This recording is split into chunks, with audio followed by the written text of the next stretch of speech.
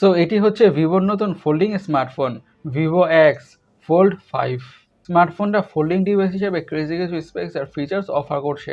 Actually কী কী offer করছে সেটাই আমি আজকে ভিডিওতে জানার চেষ্টা করব। So let's talk about this smartphone in this video. ফোনটার ডিজাইনের কথা বললে শুরুতেই বলবো ফোনের ডিজাইনটা really looks minimal and simple and gorgeous at the same time.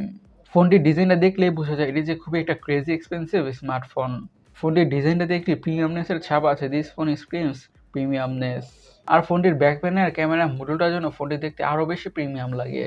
এখন ফোনটির ডিসপ্লেটাকে নিয়ে কথা হওয়া যাক। ডিসপ্লেটা হচ্ছে আনফোল্ড অবস্থায় 18 ইঞ্চের এলটিপিও অ্যামোলেড ডিসপ্লে। আরও থাকছে 120 হাজার রিফ্রেশ রেট, 1 বিলিয়ন কালারের সাপোর্ট, HDR10 সাপোর্ট, ডলবি ভিশনের সাপোর্ট এবং 4500 নিটসের পিক বা ম্যাক্স ব্রাইটনেস। আচ্ছা, এত বড় ডিসপ্লে হওয়ার কারণে এই প্যানেলটাতে বা ডিসপ্লেটাতে যে কোনো ধরনের কন্টেন্ট, ইউটিউব ভিডিও, সিরিজ বা মুভিস এনিথিং দেখে খুবই ভালোভাবে এনজয় করা যাবে। খুবই ক্রেজি লেভেলের এনজয়ই করা যাবে, এটা তো বলাই যেতে পারে। আর 120 হাজার রিফ্রেশার থাকার কারণে স্ক্রোলিং করে, ব্রাউজিং করে বা গেমিং করে স্মুথনেসের ফিল তো পাওয়া যাবেই। আর যেহেতু থাকছে 1 বিলিয়ন কালারের সাপোর্ট, তার মানে হচ্ছে কালারগুলো হবে খুবই ভাইব্রেন্ট আর পাঞ্চি, আর ব্ল্যাকসগুলো হবে খুবই ডিপ। আর 4500 নিটসের পিক বা ম্যাক্স ব্রাইটনেস থাকার ফলে আউটডোর ভিজিবিলিটি অনেকটাই ভালো হতে যাচ্ছে।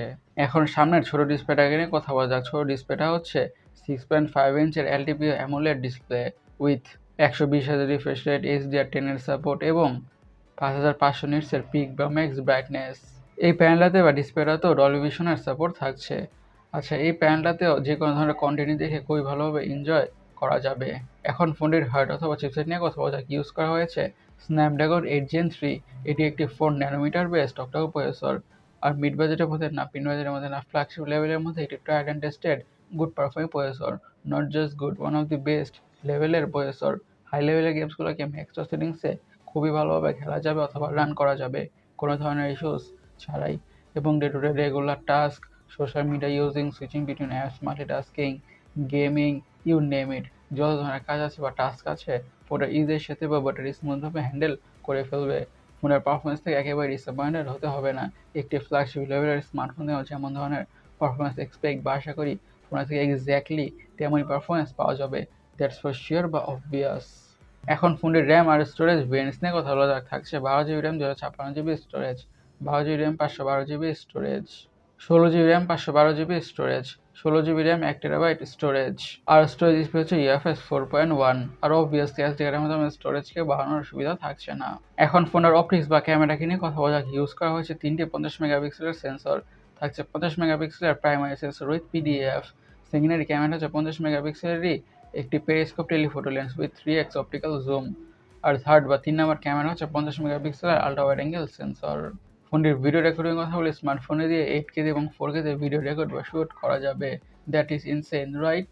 আর ডিভাইসটির ফ্রন্ট ক্যামেরা কথা বলে 2 সাইডের ডিসপ্লে দিয়ে থাকছে 20 মেগাপিক্সেলের সেন্সর। ফোনটি দেওয়া থাকছে ডুয়াল স্টিরিও স্পিকার। সিকিউরিটি কথা বলে ইউজ করা হয়েছে সাইড মাউন্টেড ফিঙ্গারপ্রিন্ট সেন্সর। ফোনটির ব্যাটারি কথা বলে পুরো ফোনটাকে পাওয়ার করছে 6000 mAh এর ব্যাটারি। এই 6000 mAh এর ব্যাটারি থেকে ফোনটাকে মিডিয়ামভাবে ইউজ করলে খুব ইজিলি 2 থেকে 3 দিনের ব্যাটারি তো পাওয়া যাবেই ফোনটাকে মিডিয়ামভাবে ইউজ করলে।